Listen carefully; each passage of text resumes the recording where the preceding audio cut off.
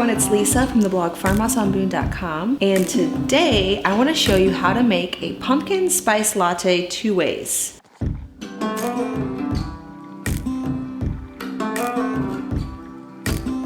I am one of those people that loves pumpkin spice. I feel like most people do. There's definitely a few who are not into it, but I'm assuming that if you clicked on this video, you're probably like me. I love coffee and fall is the best time to enjoy it. So the first version I'm gonna give you is my bulletproof version. So if you're familiar with the bulletproof coffee, it's basically where you blend in butter and coconut oil. It kind of gives it those good fats to help give you more energy. I personally just think it's delicious if you take like a raw grass-fed butter and you blend it in, or any butter really.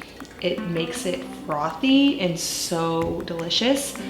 So let's start with that one. So for this one, you're gonna first get 2 cups of brewed coffee. Now I personally use beans that I've grinded fresh, and I make mine in a French press.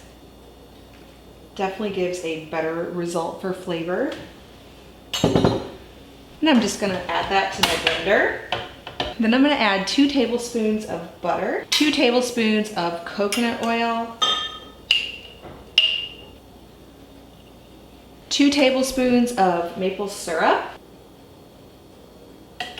Now you could also use honey. Either one is delicious. Maple syrup definitely has that fall flavor to me. 2 tablespoons of pureed pumpkin. 1/2 teaspoon of pumpkin pie spice. This is the best ingredient by far. And finally, a teaspoon of vanilla. Now the key to making these delicious is to blend a long time. I like to blend like a good 30 seconds, and it'll make it extra frothy.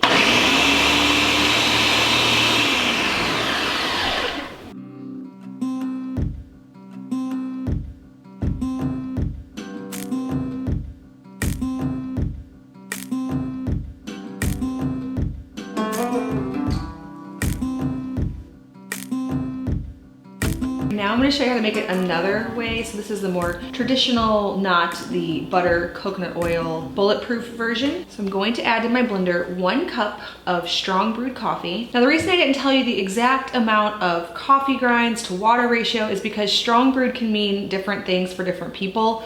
So for us, we normally do about 2 tablespoons of ground coffee per 6 ounces of water. There are some people that recommend using half of that. So whatever you normally use, however strong you like your coffee, just basically double that for this latte, because you're gonna be putting a lot of milk in it and kind of diluting the coffee. I'm gonna add to that 1/2 cup of milk and 1/2 cup of cream. 3 tablespoons of pumpkin puree. 2 teaspoons of vanilla. 1/2 teaspoon of pumpkin pie spice.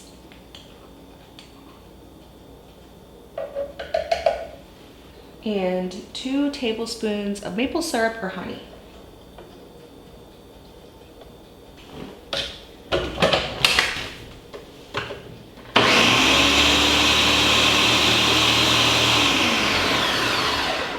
I like to warm this back up on my stove because the milk and cream kind of makes it cooler. And then I add it to a mug and add some freshly whipped cream and top it with a little bit of that pumpkin spice. Oh, this is perfect for fall. Well, I hope that you enjoyed this recipe as much as I do. You can head over to the blog. I'm gonna have printable versions of both of these. You could also save them to Pinterest, maybe for next fall. I know we probably should be switching to peppermint here soon in everybody's minds, but I am still fully on the pumpkin and probably will be through October and November. We just love it. I put pumpkin in just about everything from appetizers to stir fries to drinks, and this is one way that we love to enjoy our coffee. Now, if you are caffeine free, you could of course either make this recipe decaf, or if you want to try something herbal, I do have a recipe on here and on my blog for a pumpkin spice rooibos latte. So it's a herbal tea that we absolutely love.